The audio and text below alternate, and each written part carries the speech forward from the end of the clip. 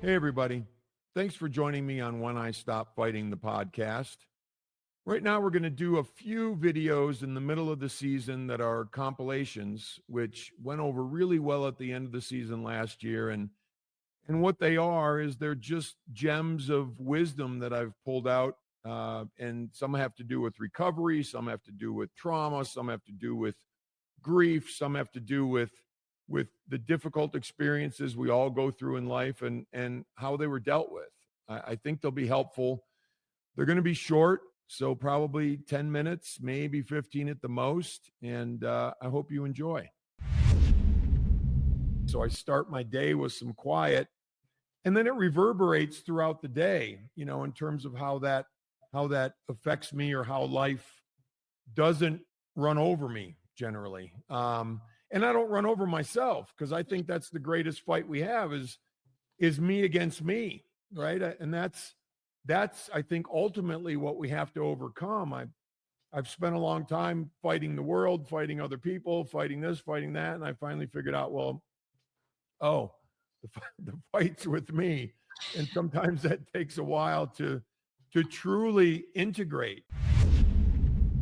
And that's like the key to sobriety, is like, it's not becoming stagnant and like, this is who I am the rest of my life. It's like, okay, cool. Let's reinvent who that is into the next version or iteration of yourself for that next thing, which for, let's be honest, a lot of addicts and alcoholics, they haven't even really, a lot of them, especially the ones younger, don't even know what that looks like. They went straight from being in their parents' house and using and drinking to adulthood as an addict. And it's almost like having to learn who you are and go down that journey of self-discovery.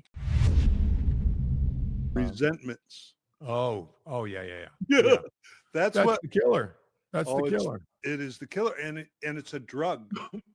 They don't talk about it like that in the big book or in the rooms so much, but I do.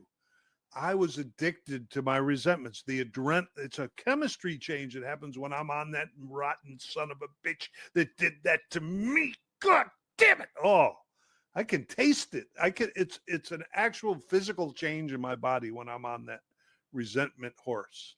And while I'm doing it, I am not looking at myself in any way.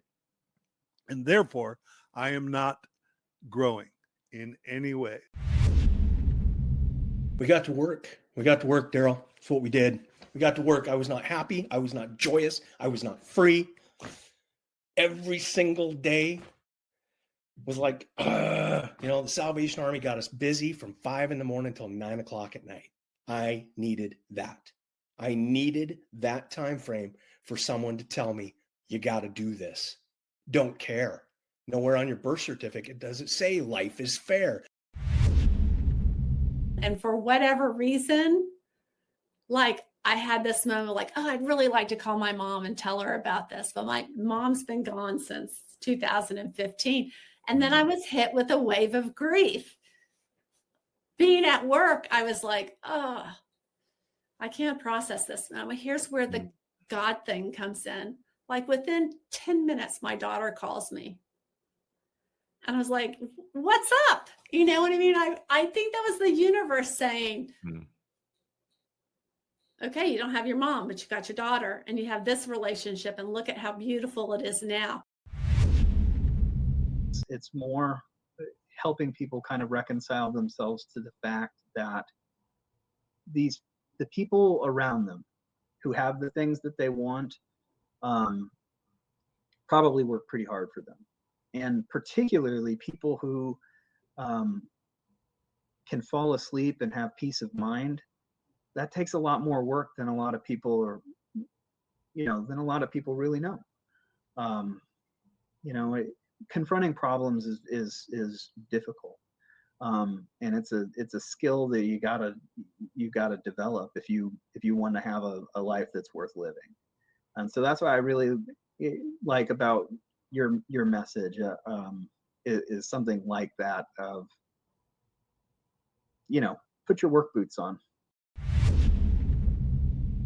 I just love the exploration of life, and I love to, and I think this is important for people coming in, or maybe they're, they've been sober for a while and they haven't, sort of hit that their stride yet, but Mm. keep the doors open from an exploration perspective. Don't get stuck on one thing or one modality or one way. There's many, many ways, to go back to your phrase, to feed your soul.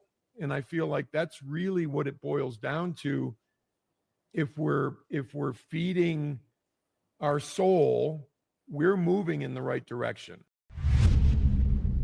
I mean, I got sober in 93, 94, and 12 steps wasn't the only option. Even then, there were other options. Life Ring, I'm on the board. Their parent, SOS, was there. Smart's parent was there. Women for Sobriety, I found all those when I got home. So they put me at risk. But on the other hand, what that forced me to do was take ownership of my recovery from day one. Like, I always viewed myself as the decision maker. And I always viewed it as my job to listen. Like, I read all of the AA Big Book. I read all of the NA text. I would listen to people talking about things they were doing during the smoke break at the NA meeting. You know, like I was proactively open and absorbing the ideas, but I always viewed it as my job to decide which of these techniques and strategies and philosophies are a good fit for me. Which ones am I going to apply? And it turned out that taking that approach actually, in the long run, I think helped me. That's the thing about the number one symptom of addiction.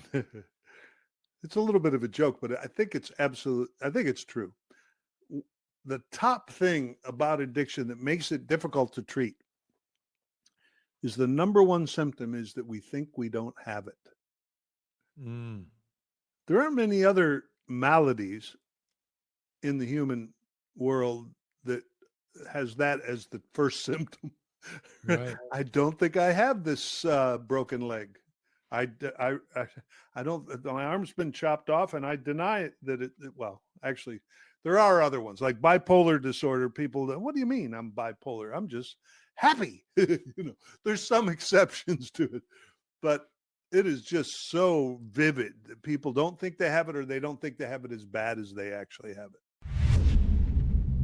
You want to be cognizant of who you are bringing along for the ride, and make sure that they're in sync with you, that you think alike as far as priorities, because that's going to increase the level of your success. Seriously, you can get around people that are like-minded and focused on the better things. I mean, how secure that can make your recovery is highly underestimated, in my opinion. A lot of people will say, "Oh, gee, I'm sorry, that you had to go through that or endure that or whatever it is." And it's like, no, that was the best thing that could have ever happened to me, because that's what put me on my path to where I am today. Had I not overcome addiction or been confronted with 10 years in prison or all the things that I went through, I wouldn't be in this amazing position today to be able to not only help other people who are like me, but to employ tons of people who were like me. That is the majority of my staff are people who've overcome addiction themselves. And it's interesting because you and I were talking about this earlier about, well, do former addicts make good employees? And the very short answer is absolutely. I view happiness now as really more about contentment, about enjoying my day-to-day life, about setting my life up in a way that that meets my needs, and also that allows me to do the things that I really want to do the most. That it allows me to challenge myself in the ways I want to be challenged, and to have sort of the right amount of relationships at the right level, of intensity, and all of those kind of things together. So my definition and my understanding of happiness has changed a lot during my recovery process. And so when they have somebody who has been through that to go, it's okay, take things one problem at a time, one day at a time. You're not going to fix all this at once and in a day. That kind of guidance is really helpful for people who are just in that early state. Those underlying crazy things were still there. I was Right. still insecure, trying to prove myself by achievements, trying to find love and affection through picking unattainable men. I I was still going sideways. I just had some self-help skills that kept me from drinking as a coping skill for my struggles. Mm. And that worked for a long time until I stopped taking care of myself, which happened gradually and slowly.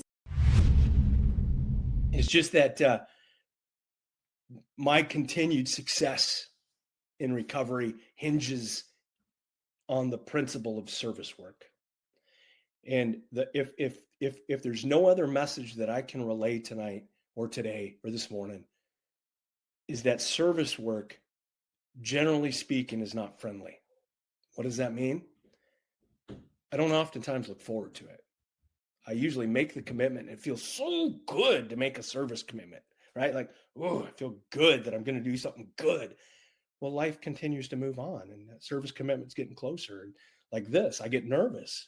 I'm going to have to talk. He's going to put this on something. But once I'm in it, once I am there, once I'm downtown handing out socks to the homeless, once I'm sticking my hand out and pulling a brother in that's on the street and giving them a hug, asking them their names, man, feels so good. It's not about what you should do. It's about what you will do. Let me slow that down. It's not about what you should do. It's about what you will do. The title of the book is Broken Trust, Uncle Fran, the Family Child Molester, a memoir, and it's a guide to prevention and thriving after child sexual abuse. Thank you. Yeah. And it's, again, the courage it took to do that and the courage to talk about it and, spread that message, and also the message of recognizing and understanding and finding help and finding answers, I think is incredibly important and absolutely crucial. So I know you're going to touch many, many, many lives. And that's one of the wonderful things. We may never know the lives that we touch, and that's okay. I can still be heading south, even if I get rid of the substances. So I've got to learn how to head north. And that's what the 12 steps did for me. And one of the terms you use, which I love, last time we spoke, was coughing up the hairballs. And the 12 steps, by going through the 12 steps and opening to a different way of living and living with some gratitude and some integrity and doing what resonates inside me as the right things, those hairballs come up, man. They come up. And so even though it's not, for me, even though it's not necessarily discussed as conditioning or domestication or trauma, like that stuff comes up, it starts bubbling. If you've enjoyed When I Stop Fighting the podcast, please check out my books and my journals on my website, DarylDittmer.com. Enjoy a 15% discount by using the code PODCAST, DARYLDITTMER.com. Thanks again.